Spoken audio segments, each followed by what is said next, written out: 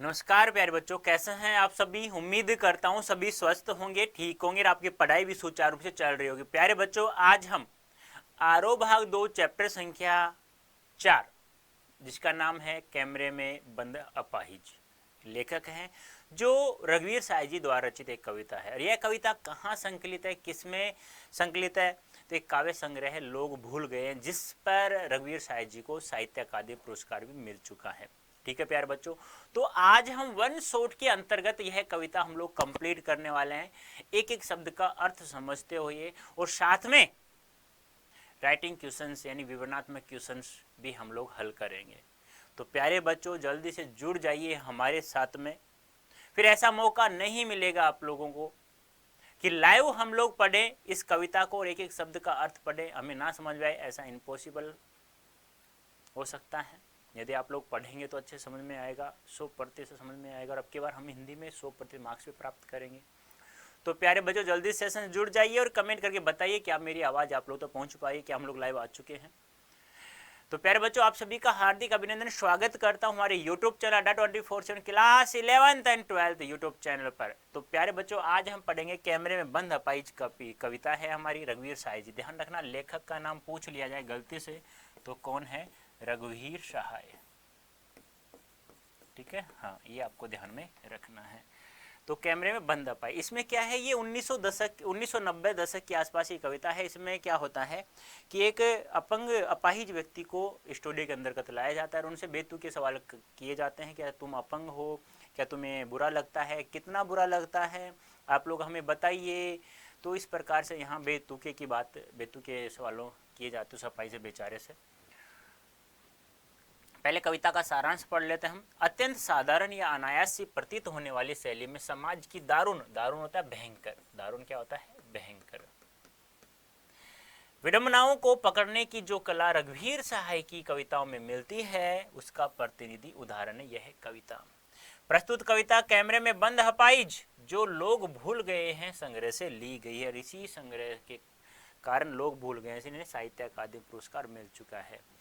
शारीरिक चुनौती को झेलते व्यक्ति से टेलीविजन कैमरे के सामने किस तरह के सवाल पूछे जाएंगे और कार्यक्रम को सफल बनाने के लिए उससे कैसी भंगिमा की अपेक्षा की जाएगी, इसका लगभग सपाट तरीके से बयान करते हुए कवि ने एक तरह की से पीड़ा के साथ दृश्य संचार माध्यम से के संबंध को रेखांकित किया। यानी कि यहाँ पर क्या किया है कि किस प्रकार से मीडिया किसी दूसरे के दुख को अपना व्यवसाय, एक व्यवसाय बना दिया है, कैसे एक व्यापार बना दिया गया है।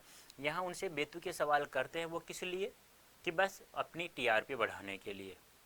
और मीडिया आज भी यही करता है, पहले भी यही करता। कुछ एक मीडिया लोग ऐसे होते हैं जो वास्तविकता दिखाते हैं हम लोगों को। अब प्यारे बच्चों, यहाँ जो दिखाया गया है, यहाँ एक अपाहिज की, यानी कि वो कहते हैं ना कि कोई गरीब है, उसको आप गरीब कहो, को काला आदमी उसको काला कहो तो गुस्सा तो आता ही है ना। अब यहाँ बेचारा अपाहिज कुछ कर भी नहीं सकता है, क्योंकि वो स्टूडियो में बुलाया गया उसे, और उसका बेतुके सवाल करके उसकी पीड़ा को बढ़ा रहे हैं। किसी की पीड़ा को बहुत बड़े दर्शक वर्ग तक पहुँचाने वाले व्यक्ति को उस पीड़ा के प्रति स्वयं संवेदनशील होने और दूसरों को संवेदनशील बनाने का दावेदार होना चाहिए। लेकिन विडंबना यह है कि जब पीड़ा को पर्दे पर उबारने का प्रयास करते हैं, तब कारोबारी दबाव के तहत आपका रवैया संवेदनहीन हो जाता है। यानी किस प्रकार से लोग संवेदनहीन हो जाते हैं अपने व्यापार को बढ़ाने के लिए। रघुवीर साय जी की यह कविता टेलीविजन स्टूडियो के भीतर की दुनिया को उभारती जरूर है, लेकिन यह आवश्यक नहीं है कि इसे सिर्फ टेलीविजन के माध्यम से ही जोड़कर देखा जाए। आप लोग वैसे भी आप लोग सुनोगे तो भी आपको पता चल जाएगा कैसी ये कविता है। अपनी व्यंजना में यह कविता हर ऐसे व्यक्ति की ओर इशारा करती है जो दुख, दर्द, यातना, वेदना को बेचना चाहता है। यानी कि यह कविता सबके साथ है, ऐसा नहीं अपाहिज है। यदि आपको कोई आंख से काना हो, कोई किसी का हाथ टूटा हो, यानी किसी भी शरीर का अपंग हो, या किसी प्रकार कोई दुख दर्द हो किसी को, वह सब यदि चाहता है तो वह सब यह बता सकता है, ऐसा व्यंजना व्यक्त कर सकता है। इस कविता को शारीरिक चुनौती झेलते लोगों के प्रति संवेदनशील नजरिया अपनाने के लिए प्रेरित करते पाठ के रूप में भी देखा जा सकता है। इसके लिए कवि ने संवेदनहीनता को रेखांकित करने का तरीका अपनाया है।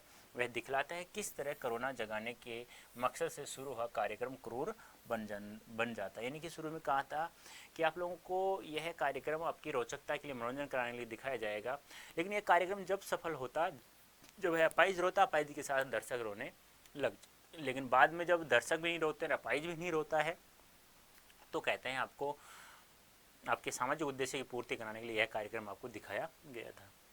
तो बेटा हमारी जो कैमरे बंद अपाहिज कविता है वो अभी स्टार्ट होती है। हम दूरदर्शन पर बोलेंगे, हम समर्थ शक्तिवान एक दुर्बल को लाएंगे एक बंद कमरे में। दुर्बल क्या होता है? कमजोर व्यक्ति, ठीक है। अब मीडिया वाले लोग कह रहे हैं कि हम दूरदर्शन पर आएंगे, हम दूरदर्शन पर आपको दिखाएंगे, एक कार्यक्रम दिखाएंगे आप लोगों, हम बोलेंगे दूरदर्शन चैनल पर जा करके, और हम समर्थ शक्तिवान और हम बहुत ही ज़्यादा क्या है, शक्तिशाली हैं, क्योंकि पैसे वाले हैं तो शक्तिशाली हैं।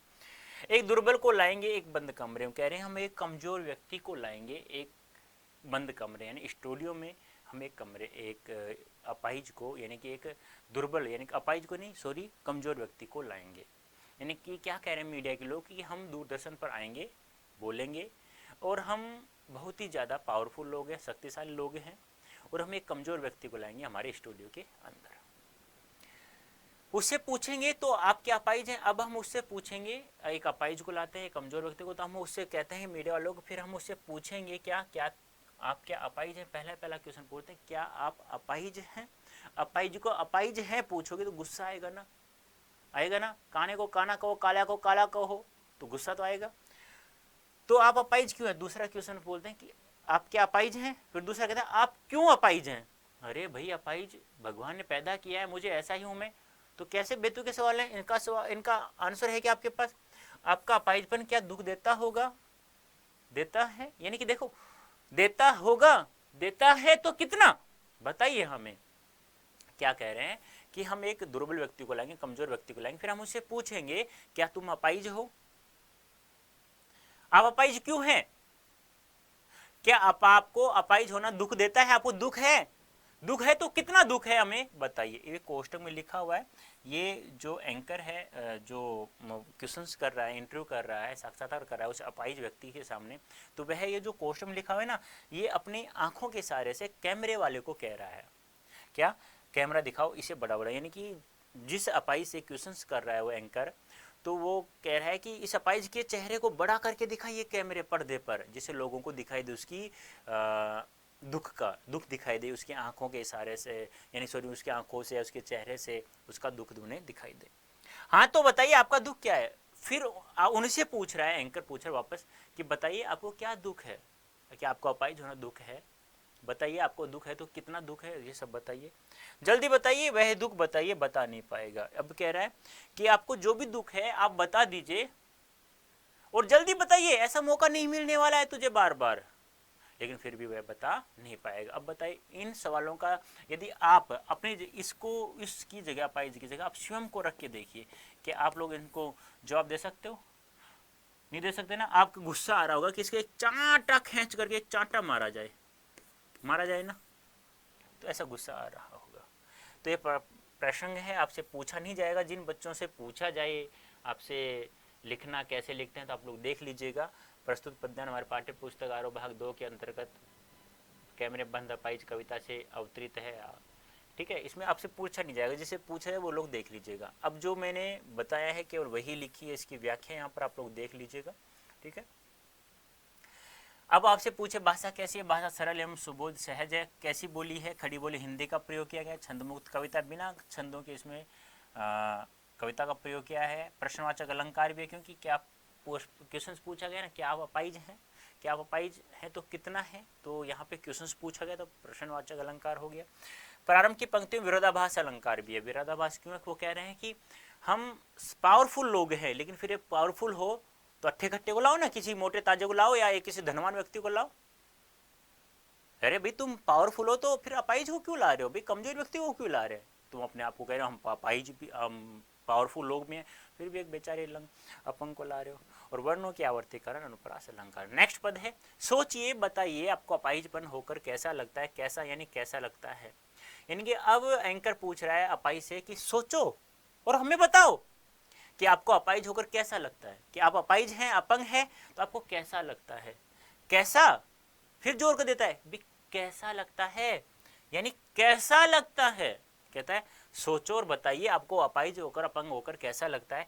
कैसा लगता है यानी कैसा लगता है, फिर वह खुद इशारे से बताएगा क्या ऐसा, फिर वह कहता है आंखों के इशारे से कि हम तुम्हें बताएंगे क्या ऐसा, हम आपको सामने से दिखाएंगे पर्दे पर, किसी दूसरे पर्दे, कोई दूसरा होगा एलईडी रखा होगा उस पर, क्या ऐसा इतना दुख दिखाई देता लगता है आपको, क्या इतना दुख, क्या इतना दुख या इतना दुख, तो कैसा दुख है आपका, कौन सा दुख है, आप हमें बताइए और जरा सोच करके बताइए कि तुम्हें कितना या कैसा दुख लगता है।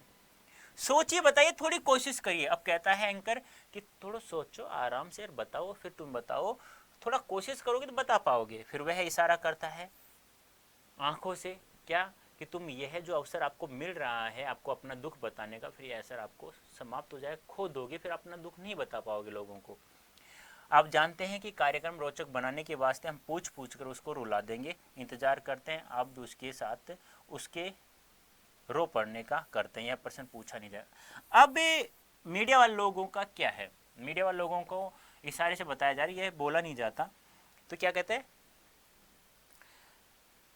दर्शकों से कह रहे हैं इशारे से संकेत करने की कि आपको ये जो कार्यक्रम दिखाया जा रहा है इसको हम लोग रोचक बनाने के लिए, इसको मनोरंजनपूर्ण बनाने के लिए, इसको बहुत ही तथ्यात्मक यानी कि कहने दाएं कि आपको इसका दुख आपको दिखाई देगा, तो ऐसा बनाने के लिए हम उसे ऐसे सवाल पूछ पूछ करके, बेतुके के सवाल पूछ पूछ करके हम उसे रुला देंगे, और जब वो रोएगा उसके साथ साथ आप भी रोएंगे, तो हमारा कार्यक्रम सफल हो जाएगा। और उसका हम लोग क्या करते हैं, इंतजार करते हैं, लेकिन आपसे यह सब आपसे पूछा बताया नहीं जाएगा, वरना आप लोग पत्थर फेंकेंगे हमारे ऊपर, सीधी सी बात है। प्रसंग देख लीजिएगा, सेम प्रसंग है, कोई चेंज नहीं है, ये व्याख्या जो मैंने लिखा है वही है, सेम है, बताइए जो ही है आप लोग लिख देना, वही बात है। यहाँ पर अनुप्रास अलंकार, प्रश्नवाचक अलंकार, छंदमुक्त कविता, खड़ी बोली हिंदी और भाषा सरल एवं सहज सुबोध है।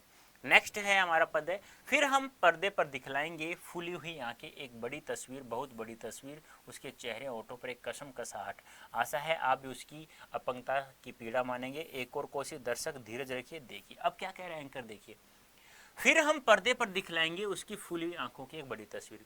एंकर कह रहा है दर्शकों से आप थोड़ा धैर्य रखिए, अभी हम आपको उसकी अपंगता की, अपाहिज व्यक्ति की बड़ी बड़ी आंखों की तस्वीर आपको दिखाएंगे, और जब हम उसकी आंखों की तस्वीर आपको दिखाएंगे तो आप भी उसका दर्द मानेंगे कि हाँ वास्तव में इसको बहुत ज्यादा दुख है। बहुत बड़ी तस्वीर दिखाएंगे, उसके होठों कसम कसाट, यानी कि उसकी होठों की कसम कसाट उसे बड़ा होकर के दिखाएंगे उसके चेहरे को, तो उसके होठों पर कसम कसाट आएगी, मैं क्या बोलूं, कितना दुख है मैं बताऊंगा, इतना दुख है मुझे, बहुत ज्यादा दुख है, तो उसकी होठों की कसम कसाट होती है ना, जब कुछ बोले कुछ नहीं बोले, ऐसे चेहरा उसका दिखाई देंगे। तो कह रहा है कि आप लोग थोड़ा धीरे रखिए, हम उससे ऐसे सवाल पूछेंगे, बेतुके सवाल, जिससे कि उसकी आंखें फूली फूली आंखें हम तो आपको दिखाएंगे और वह रोनी जैसी होंगी, और उसकी बहुत बड़ा दुख है उसे, तो वह उसकी होठों कसम कसाट पे आपको हम लोग दिखाएंगे। और अब एंकर मीडिया लोग कह रहे हैं कि आशा है, दर्शकों को कह रहा है कि आशा है आप भी लोग उसकी अपंगता को मानेंगे, एक और कोशिश दर्शक धीरज रखिए। अब कह रहे हैं दर्शकों आप धीरज रखिए, हम लोग एक और कोशिश करते हैं कि वह रोएगा और उसके साथ साथ आप भी रोएंगे। हमें दोनों को एक संग रुलाने हैं, और आप और वह, यानी कि आप यानी यहाँ दर्शक के लिए आया प्यार बच्चों ध्यान रखना, और वह आया है अपंग व्यक्ति के लिए, कमजोर व्यक्ति के लिए। यानी कि कवि वो लेखक कह रहा है, मीडिया की आवाज में कह रहा है, एंकर की आवाज में, एंकर कह रहा है, मीडिया कह रहा है, क्या कह रहा है एंकर मीडिया की बात ध्यान रखना यहाँ पे, कि हमारा जो उद्देश्य है वो है हम तुम्हें दर्शक को और उस अपाहिज को दोनों को एक संग यानी एक साथ रुलाने का हमारा मकसद है, जिससे तो हमारा कार्यक्रम सफल हो जाएगा। कैमरा बस करो, नहीं हुआ रहने दो, पर्दे की वक्त कीमत। अब अपाहिज से कहा जा रहा है कि छोड़ो छोड़ो, इस जो हम लाइव दिखा रहे हैं इस पर्दे की बहुत ज्यादा कीमत होती है, नहीं रो रहा है, ये अपना दुख नहीं बता रहा है, तो कोई बात नहीं है, कैमरा बंद कर दीजिएगा। अब मुस्कुराएंगे हम, आप देख रहे थे सामाजिक उद्देश्य युक्त कार्यक्रम, बस थोड़ी ही कसर रह गई, धन्यवाद। अब जैसे ही कहा ना कैमरा बंद कर दो, पर्दे की बहुत ज्यादा कीमत होती है, लाइव दिखाना बहुत ज्यादा कॉस्टली होता है, तो कैमरा बंद कर दीजिए, और फिर सभी मीडिया वाले लोग एक साथ मुस्कुराते हैं, दिखावटी मुस्कुराहट। क्यों? क्योंकि कार्यक्रम सफल नहीं हुआ। कार्यक्रम सफल कब होता? जब अपाहिज रोता, अपाहिज के साथ साथ दर्शक रोते हैं, दोनों नहीं रोए। तो फिर कह रहे हैं कि आपको एक सामाजिक उद्देश्य की पूर्ति करने के लिए आपको एक कार्यक्रम दिखाया जा रहा था जो सफल रहा, आप सभी का बहुत बहुत धन्यवाद। प्रसंग है, व्याख्या जो मैंने बताई वही लिखी है, वो इसलिए लिखी है आपको जब पीडीएफ मिले, अड्डा 24/7 ऐप डाउनलोड कर लिया है ना, डाउनलोड कर लेना, नहीं किया है तो वहीं से पीडीएफ मिलेगी आप लोगों को, अड्डा 24/7 ऐप प्ले स्टोर से जाइए डाउनलोड कीजिए बेटा। तो ये इसलिए लिखा है कि आप लोग कोई गलती नहीं कर दें, ठीक है। सेम है विशेष भी। अब देखिए क्वेश्चन आंसर आ जाते हैं। मैंने कहा था ना कि राइटिंग क्वेश्चंस हैं वो भी हम लोग हल करेंगे, वन शॉट है ये आपको पता है। तो कविता में कुछ पंक्तियां कोष्टक में रखी गई, कोष्टकों में रखी गई, आपकी समझ में इसका क्या औचित्य है। देखो कोष्टक में जो भी पंक्तियां रखी जाती है ना, तो उससे क्या होता है कि एक तो जो भी कार्यक्रम दिखाया जा रहा है उसकी रोचकता बढ़ जाती है, उसका जो कथन है वो थोड़ा ऐसा लगता है, कहते हैं ना कि सीरियल जहाँ भी रुकता है ना एंड होता है, आज जहाँ तक दिखाया उसको इस प्रकार दिखाया जाता है, बस कल पता नहीं क्या होगा। वही बात इन कोष्टकों की है। कविता में निम्नलिखित पंक्तियां कोष्टक में दी गई हैं, जैसे कैमरा दिखाओ इसे बड़ा बड़ा, ये सब बोला नहीं जाता एंकर द्वारा, ये सब आंखों के इशारे से कैमरामैन को बताया जाता है।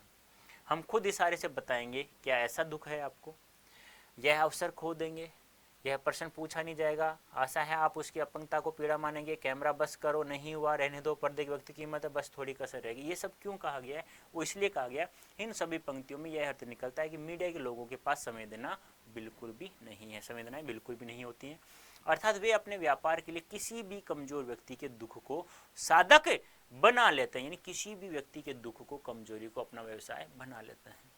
यदि इन पंक्तियों को कवि नहीं लिखता तो कविता का मूल भाव स्पष्ट नहीं हो पाता। इन पंक्तियों से उस अपाहिज व्यक्ति की शारीरिक और मानसिक अपंगता का हमें क्या चलता है, पता चलता है।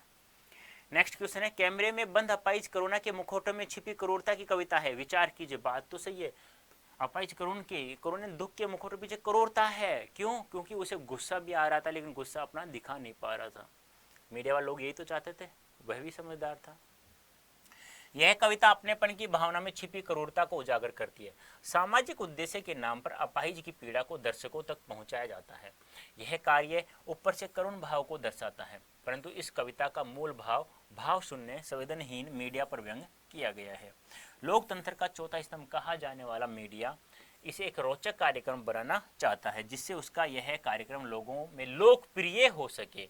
उसे अपंग की पीड़ा से कोई लेना देना नहीं है। मीडिया के लोगों को उसकी अपंगता से कोई लेना देना नहीं है, बस वो तो अपनी टीआरपी बढ़ाना चाहते हैं, वो अपना व्यवसाय को बढ़ाना चाहते हैं, पैसा कमाना चाहते हैं। यह कविता यह भी दर्शाती है कि जिस प्रकार दूरदर्शन पर दिखाए जाने वाले अनेक कार्यक्रम कारोबारी दबाव के कारण संवेदनशील होने का दिखावा करते हैं। इस तरह यह कविता अपनेपन की भावना में छिपी क्रूरता की सीमा तक पहुंच जाती है। ये सीधी सी बात है। यहाँ मीडिया के बारे में बताया गया है किस प्रकार वे संवेदनहीन हो जाते हैं, किसी के दुख को किस प्रकार से अपने व्यवसाय का माध्यम बना लेते हैं। हम समर्थ, शक्तिवान और हम एक दुर्बल को लाएंगे। एक इस पंक्ति के माध्यम से कवि क्या यहाँ पर है विरोधाभास अलंकार, क्योंकि अपने आप को शक्तिशाली मानते हैं, शक्तिशाली मानते हुए कमजोर क्यों लाते हैं? किसी मोटे ताजा अट्ठे कट्टे को लाओ ना, धनवान व्यक्ति को, तो वो बताएगा तुम्हें कि हाँ वो अपंग है या नहीं है। या किसी काले मुसंड को ही ले आओ आप, काला मोटा ताजा बहुत मोटा ताकतवर आदमी, उसको लेके आओ, उससे पूछो क्या तुम काले हो, क्या तुम्हें काला होना दुख देता है, उससे पूछन, फिर वो बताता आपको। इस पंक्ति के माध्यम से देखो, किसी काले को काला कहोगे ना, कालिया कालिया कहोगे तो गुस्सा आएगा, लेकिन गोरे गोरा कह दो गुस्सा नहीं आता है। यह व्यंग क्या है कि मीडिया वाले स्वयं को समर्थवान और शक्तिशाली मानते हैं। वे इतने शक्तिशाली हैं कि वे किसी के दुख को पर्दे पर दिखाकर अच्छा पैसा और लोगों की सहानुभूति युक्त प्रसिद्धि पाते हैं। वे यहाँ एक कमजोर अर्थात अपाहिज व्यक्ति को लोगों के सामने दिखाते हैं ताकि वे अपने चैनल की टीआरपी बढ़ा सकें और अच्छा पैसा कमा सकें। यही उद्देश्य है मीडिया वालों का। यदि शारीरिक रूप से चुनौती का सामना कर रहे व्यक्ति और दर्शक दोनों एक साथ रोने लगेंगे तो उसे प्रश्नकर्ता का कौन सा उद्देश्य पूरा हो जाएगा? टीआरपी, पैसा कमाने, व्यवसाय का पूरा उद्देश्य पूरा हो जाएगा। इस चैनल के संचालक निर्माता का एक ही उद्देश्य है, क्या? वे अपने कार्यक्रम को लोकप्रिय बना सके ताकि वे अच्छा पैसा, लोकप्रियता प्राप्त कर सके। इसके लिए उन्हें कोई भी तरीका क्यों न अपनाना पड़े, वे अपनाते हैं। यानी कि उन्हें अपने टीआरपी बढ़ाने के लिए ना कुछ भी, किसी भी हद तक जा सकते हैं। देखो यहाँ वे किसी अपाहिज के दुख को दिखा रहे हैं तो किसी भी हद तक जा सकते हैं। इस कविता के माध्यम से यदि शारीरिक और मानसिक रूप से चुनौती का सामना कर रहे व्यक्ति और दर्शक दोनों एक साथ रोने लगते तो उन्हें लोगों से सहानुभूति युक्त प्रसिद्धि मिलती, जिससे वे अच्छा धन कमा सकते थे और उनका उद्देश्य पूरा हो जाता। लेकिन उनका उद्देश्य पूरा नहीं हुआ। फिर अंत में गुस्सा आकर क्या कहते हैं? कैमरे को बंद करो, पर्दे की ज्यादा कीमत होती है। यानी लाइव हम लोग दिखा नहीं सकते। पर्दे पर व्यक्ति की कीमत है कहकर कवि ने पूरा साक्षात्कार के प्रति अपना नजरिया किस रूप में रखा? क्योंकि उन्हें बताया गया किसी भी दृश्य को जब लाइव दिखाता है ना, तो उसे बहुत ज़्यादा पैसा खर्च होता है। तो वही बात यहाँ बताई गई है। कवि इस पंक्ति के माध्यम से कहना चाहता है कि मीडिया के लोगों सहानुभूति युक्त प्रसिद्धि प्राप्त करना चाहते हैं। वे चाहते हैं कि अपाहिज व्यक्ति के साथ साथ दर्शक भी रोने लगे, तभी तो उनका कार्यक्रम लोकप्रिय, उनका जो उद्देश्य था वह पूर्ण होता और वह कार्यक्रम फिर लोकप्रिय भी हो जाता, क्योंकि दर्शक उसकी अपंगता को, उसके दुख को मानते और फिर सोचते हैं हाँ यार बेचारे को बहुत ज़्यादा दुख है, तो उनको लोकप्रियता मिलती कि आपने यह कार्यक्रम दिखाया, आपका बहुत बहुत धन्यवाद, हमें पता ही नहीं था अपंगता के वैसे ऐसे होता है। मतलब बहुत सारी बातें हो जाती है, वो अपनी टीआरपी बढ़ाता रहता और पैसा कमाता रहता। लेकिन वे इस रोने वाले दृश्य को ज़्यादा देर तक नहीं दिखाना चाहते, क्योंकि यह कार्यक्रम सफल होते हुए दिखाई नहीं दे रहा था, जिससे उनका पैसा बर्बाद होता। इसलिए वे समय और पैसे की बर्बादी नहीं करना चाहते। देखो मीडिया वाले लोग चतुर तो, चालाक तो, समझदार तो हैं ही, वो ज्ञानी तो लोग हैं, क्योंकि वो सोच रहे थे कि ये दर्शक, अब ये सामने अपाहिज बैठा हुआ है, ये कुछ हा हुलर यानी कि कुछ बोल नहीं रहा, इसका मतलब कुछ बताएगा नहीं और ये रोएगा नहीं, और जिससे हमारा पैसा ज़्यादा बर्बाद होगा, इसलिए उन्होंने यह कहा, वाक्य कहा है। तो प्यारे बच्चों, ये था हमारा क्या, कैमरे बंद अपाहिज से संबंधित वन शॉट था हमारा। कविता को हमने कंप्लीट पढ़ लिया है, एक एक शब्द को अर्थ पढ़ते हुए, और राइटिंग क्वेश्चन थे यानी विवरणात्मक क्वेश्चन के बारे में चर्चा की थी। यहाँ जो आपको दिखाई दे रहा है Y323 कोड यूज दिखाई दे रही है, काम कहाँ आएगा, ये पावरफुल स्पोकन इंग्लिश। आप लोग इंग्लिश बोलना सीखना चाहते हैं तो हमारे पेड बैच से जुड़ जाइए, और कोड क्या यूज करना है, Y323 कोड यूज करके आप लोग पेड बैच ज्वाइन कर सकते हो। कक्षा 11 में है तो सक्षम बैच ज्वाइन कर सकते हो, आपको मैक्सिमम डिस्काउंट प्राप्त हो जाएगा। अब आप लोगों को अड्डा 24/7 ऐप डाउनलोड करना है। क्यों करना है, आपको PDF चाहिए प्यारे बच्चों फ्री में, आपको PYQ चाहिए फ्री में, सैम्पल सब कुछ फ्री में मिलता है भाई, यहाँ पर सब कुछ, कोई से का कोई पैसा नहीं लगता है, ठीक है। तो अड्डा 24/7 ऐप डाउनलोड कर लीजिएगा। आप लोग कहाँ पढ़ रहे हैं, अड्डा 24/7 क्लास 11th और 12th में। तो जितने भी सेशन आपको अच्छे लगते हैं तो लाइक करो, शेयर करो, कमेंट करो। भाई जिन बच्चों ने सब्सक्राइब नहीं किया वो सब्सक्राइब भी करें, और ईमानदारी से पढ़ाई करनी है आप लोगों प्यारे बच्चों, जिससे अब की बार हम लोग 100% मार्क्स प्राप्त करें। तो प्यारे बच्चों, अभी के लिए इतना ही, धन्यवाद, थैंक यू सो मच।